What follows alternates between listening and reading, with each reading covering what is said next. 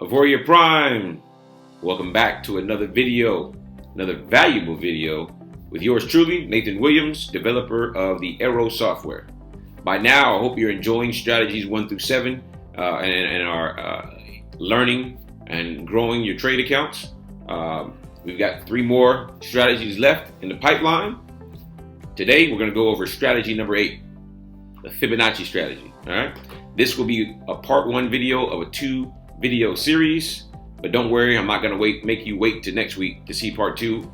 We'll give you part 1 and part 2 at the same time. All right, so the reason why I've broken them up into 2 parts is because I'm going to educate you on what you're doing and why before you actually do it. At that point, you have a better understanding of what you're doing and why you're doing it, so that when you actually implement it, you do it effectively and consistently, time and time again. All right, that's the goal of a Forex trader: consistency and effectiveness. So if you're consistently effective, you will be consistently profitable. All right, so in this video, part 1, we're going to go over who actually created Fibonacci, what is Fibonacci, the advantages and disadvantages of trading with Fibonacci, what are the Fibonacci numbers, how does Fibonacci numbers equate to the actual Forex Fibonacci retracement levels that we see, and then what is retracement. All right, so long time ago, before I was born, you were born, anyone on this earth was born, Leonard Fibonacci was an Italian mathematician who designed the Fibonacci sequence. All right? I resonate with a lot of Fibonacci's teachings just because my degree is in mathematics, and so a lot of what I've learned is what he created over the years. So on top of Fibonacci, which is the most popular of what he created, he also created decimals, things of that nature. So that is Fibonacci. He is the reason why a lot of us may have struggled in elementary with decimals. I know a lot of people do, and that's fine. But today we're talking about his most famous creation, Fibonacci retracement levels. All right. So starting off, Fibonacci is just a series of numbers that Leonard believed created a ratio of the natural proportions of things in the universe. All right. The Fibonacci sequence is right here below: 0, 1, 1, 2, 3, 5, 8, 13, 21, 34, 55, 89, 144, and 233, and so forth and so on. It continues for infinity. All right? You simply calculate by just adding the last number in the sequence to the number prior to it. So we start off counting like normal: 0, 1, but instead of going to 2, you just add the last number to the prior number. So 0, 1, 1 plus 0 equals 1, 1 plus 1 equals 2, 2 plus 1 equals 3, 3 plus 2 equals 5, 5 plus 3 equals 8, and I think you get the gist. All right, so forth and so on. All right, that is how you calculate the Fibonacci sequence. All right. Next, you take this same sequence here, and now we're going to use the sequence to actually calculate the retracement levels that are widely utilized in Forex trading. And it's not just Forex trading. Fibonacci retracement levels are used in any type of trading in any asset class that has a chart, because typically there's the patterns, proportionate patterns, where price will come back or retrace to a certain Fibonacci level. And we'll show you this later on the charts. So the way you calculate the Fibonacci retracement is simply by measuring the ratio of one number by its succeeding higher number. So for example, 34 divided by 55 is equal to 0.618, the 61.8 ratio level. All right. If you measure the ratio between alternate numbers, you'll get a different retracement level. So instead of doing 34 by 55, divide 34 by 89, you get 0.382, which is the 38.2 retracement level. All right. So this is the basics of where Fibonacci comes from and how the actual retracement levels that we use, how they're actually calculated for those who wanted to know. All right.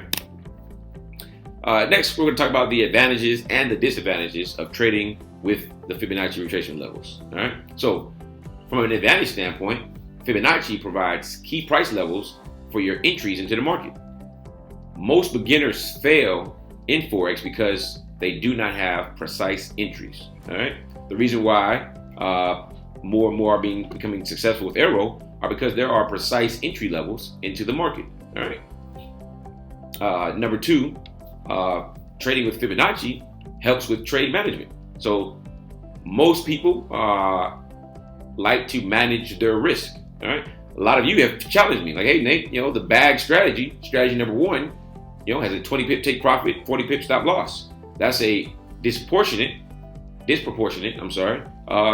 to reward ratio. You're risking twice as much as you're trying to make, which I understand. However, you utilize it and win at a very high winning percentage.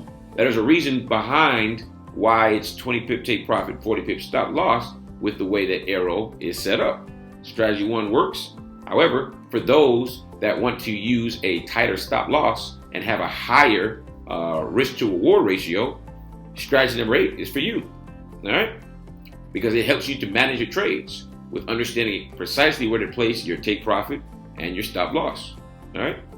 And then last but not least, Fibonacci can be used to find levels of support and resistance. You'll see when we get to the charts that when you place Fibonacci onto the charts, and we'll show you how to draw it, you'll see that it lines up very well with the zones. The green and red support and resistance zones that we all have come to love with AIRO. All right. Now, for the disadvantages of trading with Fibonacci, number one is the complexity of calculating and using the tool. Well, number one, you guys now know how to calculate it, and I think it's pretty easy to calculate. All right. Number two, I'm going to show you how to use the tool. So this will no longer be a disadvantage because I'm going to take care of you. All right. Number two, Fibonacci only works in a trending market. So if the market is moving sideways and it's not really trending up or down, Fibonacci is not very effective. All right. And then last but not least, Fibonacci cannot be utilized just by itself, but it won't be because we're going to have AIRO to guide us. All right. So next we'll talk about, we'll go over the actual retracements. So what is retracement?